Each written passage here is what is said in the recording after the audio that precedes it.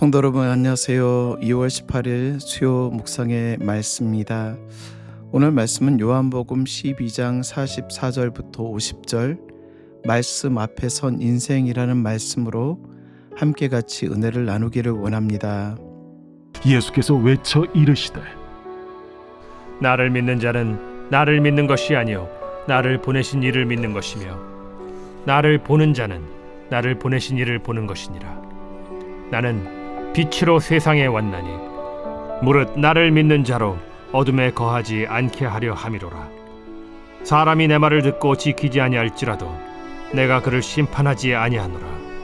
내가 온 것은 세상을 심판하려 함이 아니요 세상을 구원하려 함이로라.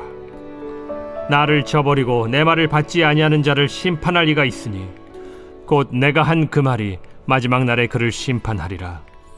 내가 내 자의로 말한 것이 아니요 나를 보내신 아버지께서 내가 말할 것과 이룰 것을 친히 명령하여 주셨으니 나는 그의 명령이 영생인 줄 아노라.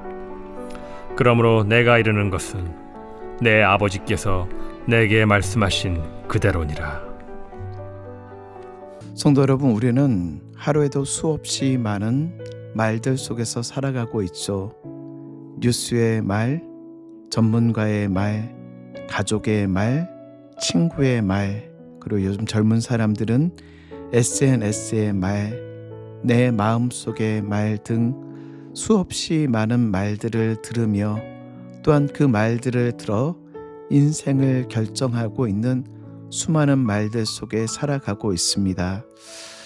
제가 신학대를 다닐 때 한 선배를 만났습니다. 그리고 참 저를 이뻐해 주셨던, 아껴 주셨던 선배인데 그 선배는 소위 어둠에 몸을 담으셨던, 조직에 몸을 담으셨던 그런 선배였습니다.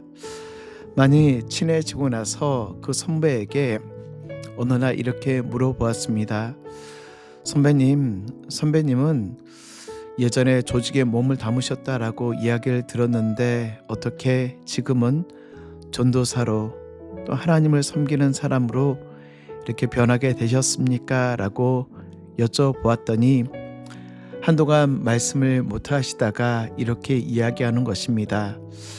지금도 이름만 이야기하면 알 수 있는 조직의 중간 보스였는데 누군가를 때리고 누군가를 상해를 입히고 누군가의 것을 빼앗는 삶들을 계속 반복하며 감옥에 들어갔다 나왔다 들어갔다 나왔다 늘 언제나 감옥을 왔다 갔다 하는 인생이었는데 그 선배께서 감옥에 있을 때 한 분이 야, 너 언제까지 이렇게 살래?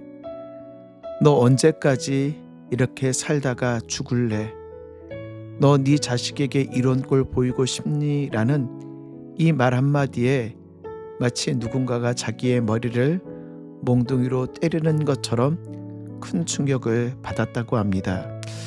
그러고 나서 그의 모든 형기가 끝나고 감옥에서 나오는데 내가 도대체 뭐하고 있지? 나는 어디로 가야 될지 정처 없이 길을 걷다가 마침 불이 켜져 있는 교회의 십자가를 보고 그 교회에 들어가 목사님께 나 기도하고 싶은데 나 기도해도 되냐고.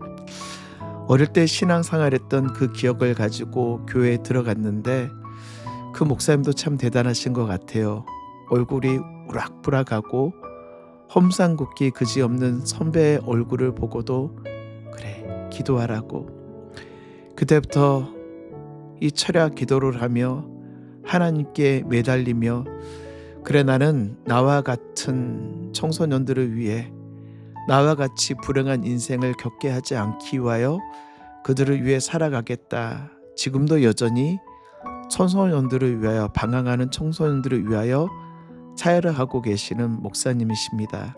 그때 그분의 말 한마디 너 언제까지 이렇게 살래? 라는 그 한마디가 그의 인생을 바꾸어 주었죠. 오늘 예수님께서는요 오늘 48절에 있는 말씀 나를 저버리고 내 말을 받지 아니하는 자를 심판할 이가 있으니 곧 내가 한 그 말이 마지막 날에 그를 심판하리라. 여기서 내 말을 받지 아니하는 자, 그 말이 무슨 말일까요? 그 말은 바로 단순한 조언이 아니라 생명과 심판을 가르는 그 말씀. 44절 보실까요? 44절. 나를 믿는 자는 나를 믿는 것이 아니요 나를 보내신 이를 믿는 것이며 나를 보는 자는 나를 보내신 이를 보는 것이니라. 아멘. 그렇습니다. 예수님을 믿는 것은 하나님을 믿는 것입니다. 우리 예수님은 우리에게 분명히 말씀하십니다. 모호하지 않습니다. 클리어합니다.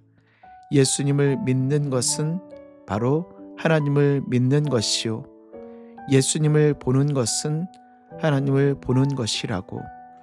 종종 사람들은 이렇게 이야기합니다. 나는 창조주이신 하나님을 믿어. 그런데 예수님을 믿기는 좀 부담스러워. 하나님을 믿기는 믿어. 그런데 예수님은 못 믿겠어 라고 이야기하는 사람들이 있습니다. 오늘 유대인들의 반응이 그렇습니다. 나는 하나님의 자녀야, 나는 하나님을 믿어 하나님을 따르는 자야 라고 하며 스스로를 이야기하지만 나는 예수님을 믿고 싶지 않아, 유대 한 젊은이를 믿지 않아 라고 하며 예수님을 믿지 않습니다. 하지만 성경은 우리에게 그렇게 말씀하고 있지 않죠. 분명하고 클리어하게 예수님을 믿는 것은 하나님을 믿는 것이요 예수님을 거부하는 것은 곧 하나님을 거부하는 것이라고. 왜요? 예수님은 하나님의 빛이시기 때문에. 46절. 나는 빛으로 세상에 왔나니 물을 나를 믿는 자로 어둠에 거하지 않게 하려 함이로라. 아멘. 나는 빛으로 세상에 왔다. 빛의 역할이 무엇입니까? 어둠을 밝히는 것입니다. 길을 보여주는 것입니다. 위험을 드러내는 것입니다. 예수님은 우리의 인생의 빛이며 우리의 참된 소망. 시편 119편 105절에 있는 말씀, 주의 말씀은 내 발의 등이요 내 길의 빛이니이다. 여러분, 캄캄한 길을 걸어갈 때 별도 달도 아니 내 손에 빛도 없는 그 캄캄한 길을 걸어보신 적이 있으신가요? 그 길을 걸어갈 때 내 손에 쥐어져 있는 작은 라이트 하나가 내가 가야 될 길을 비춰주는 것처럼 칠흑같이 어두운 캄캄한 밤이지만 그 빛에 의지하여 내가 길을 의지하고 나아가는 것과 같이 주의 말씀은 내 발의 등이요 내 길의 빛이니이다. 그렇습니다. 예수 그리스도만이 우리의 인생의 참된 구원의 빛으로 우리를 찾아오셨고 그 예수 그리스도로 말미암아 우리의 인생의 길을 보여주시는 그 예수 그리스도. 예수님이 이 땅 가운데 오신 목적은요, 47절 하반절 말씀 보면 내가 온 것은 세상을 심판하려 함이 아니요 세상을 구원하려 함이로다. 예수님이 우리를 찾아오신 이유와 목적은 정죄하며 파멸하며 책망하며 처벌하기 위해서 오신 것이 아니라 우리를 구원하여 주시고 회복시켜 주시며 생명을 주시기 위하여 구원자로 오신 예수 그리스도. 응급실에 한 환자가 들어왔습니다. 의사가 심각한 표정으로 당신의 상태는 지금 최악입니다. 지금 당장 수술하지 않으면 당신은 죽을 수 있습니다. 이 말은 정죄입니까? 아닙니까? 이 말은 그를 살리기 위한 진단입니다. 우리 예수님의 말씀도 동일합니다. 우리의 죄를 지적하시는 이유는 우리를 살리기 위해서. 48절. 나를 저버리고 내 말을 받지 아니한 자를 심판할 이가 있으니 곧 내가 한 그 말이 마지막 날에 그를 심판하리라. 사랑 성도 여러분, 말씀을 정리할까요?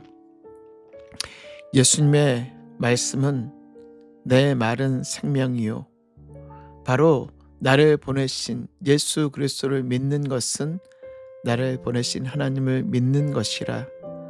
성도 여러분, 말씀을 붙잡으면 삽니다.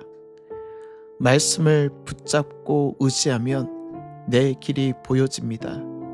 말씀을 붙잡고 살면 구원받습니다.